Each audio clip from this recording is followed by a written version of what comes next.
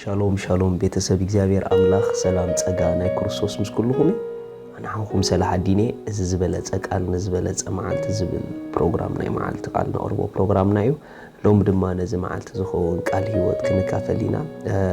ሎም እንካፈሎ ቃል ሰለስተ አገደስቲ ነገራት ኣብ ህይወት ዝብል እዩ ሰለስተ አገደስቲ ነገራት ኣብ ህይወት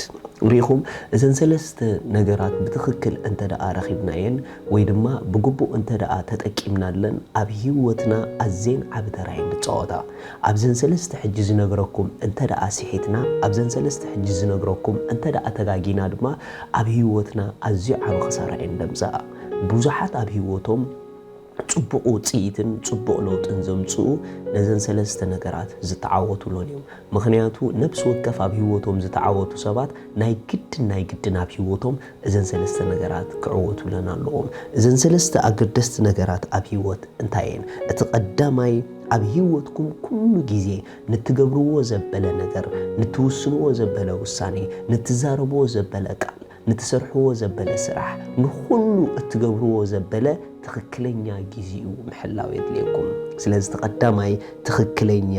ጊዜ ዝብል እዩ ምኽንያቱ ምሳሌ ክዛረብ ከሎ 15:23 ሰብ ብምላሽ አፉ ይሕጎስ እወ ብጊዜኡ ዝዝረብ ቃልሲ ክንደይ ጽቡቕ እዩ ሪኹም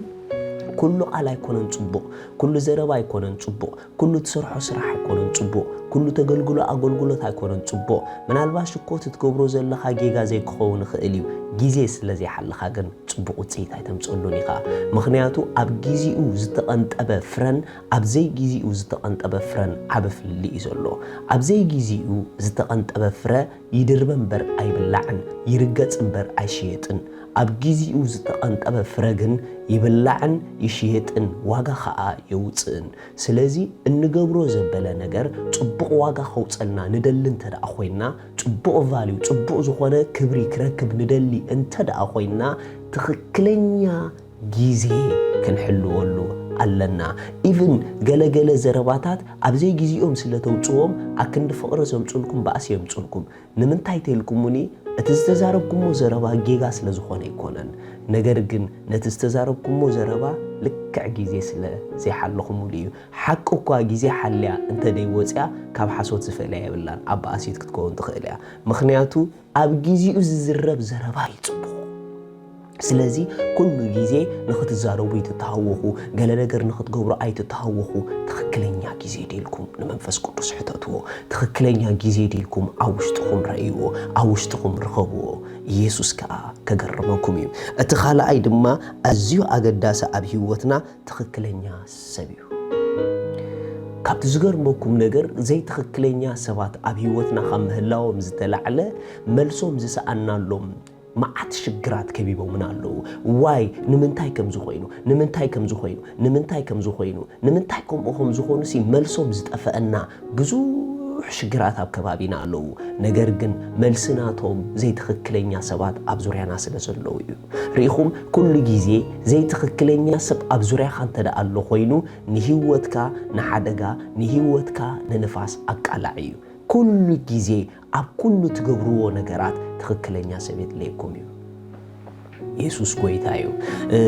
ስራሕ ክሰርሑ ተደሊኹም ቢዝነስ ክትገብሩ ተደሊኹም ኣገልግሎት ከተገልግሉ ተደሊኹም ምኽሪ ክትማኸሩ ተደሊኹም ዝደለኹምዎ ነገራት ኣብ ህይወት ክትገብርዎ ትደሊ ነገር ንዕኡ ዝኸውን ትክክለኛ ሰብ ምረፁ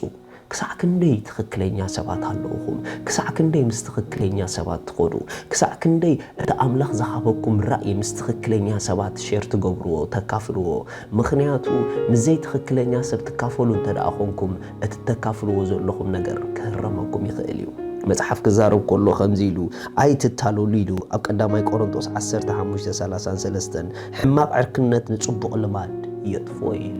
ኣይገርምኩምን ሕማቕ ዕርክነት ማለት ውጽኢት ዘይትክክለኛ ሰብ ኣብ ዙርያኻ ምግባር እዩ ዘይትክክለኛ ሰብ ዓርክኻ ማሓዛኻ እንተ ደኣ ጌርካዮ እቲ ኣለኒ ትብሎ ጽቡቕ ነገርካሲ ክስኡነ ይኻብል ኣሎ መጽሓፍ ቅዱስ ጽቡቕ ባህሪኻስ ክውሰደካ እዩ ጽቡቕ ልምድኻስ ክውሰደካ እዩ ገለ መጺኦም ጽቡቕ ልምድኹም ይሕድጉኹም ገለ መጺኦም ድማ ጽቡቕ ልምዲ ይውስኹልኩም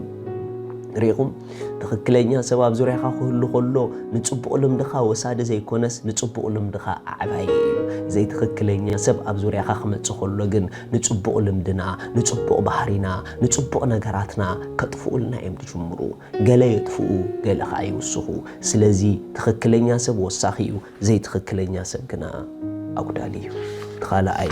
تخكلينيا سب أبزوريهم يهالهم زبليو اتصالساي دما تخكلينيا سفرة زبليو ريخم كل جيزي اتقبروا نغرات بتخكل نقطعوتلو سالساي نغر يدليكم إذا سالساي دما تخكلينيا سفرة